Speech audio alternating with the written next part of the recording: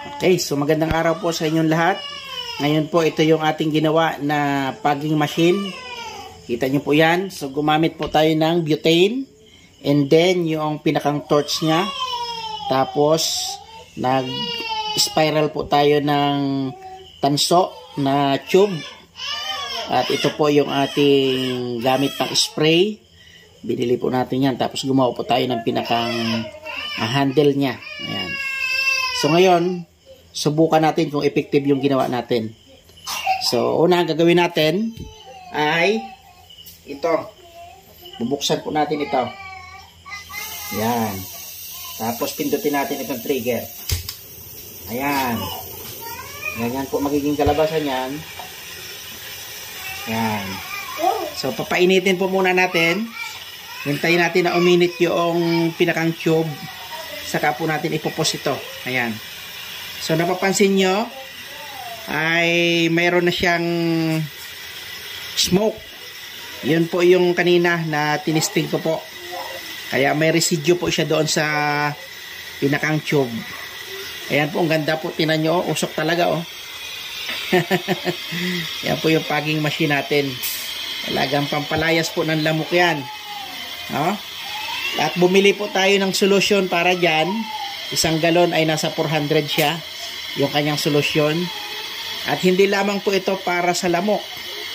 Ito po ay para sa bakterya at sa iba pang mga gamit pang disinfectant. Ayan. Pero ang purpose po talaga natin ito, bakit natin ginawa ito? Para sa lamok. Dahil mahirap na po yung mga dinggi-dinggi ngayon.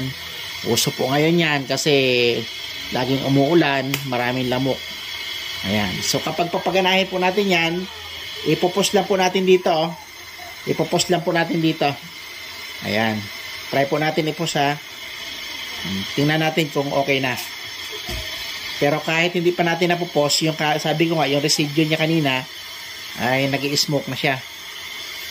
Kaya bombahan muna natin. Ito po yan, oh. Binubombahan lang po yan. Ayan, ganyan. Ganyan. So, mahalaga po yan kasi alam nyo naman ngayon talagang uso yung mga dinggi-dinggi, kaya kailangan natin mag-invest at gumawa ng paraan.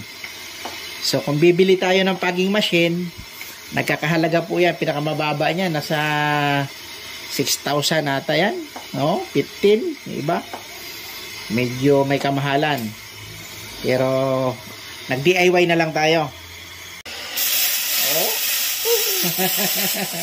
Usok po talaga. Oh. Papaging talaga siya, mga kaibigan. Oh. Ayan. So, hindi po kasi nung kasi maliwanag siyempre, kaya usok. Siyempre, puti yung usok, hindi siya nakikita. Pero kung nandito po kayo sa personal, talagang parang nagkukupra yan, oh. Usok po talaga. Kaya yung mga lamok, layas po talaga yan.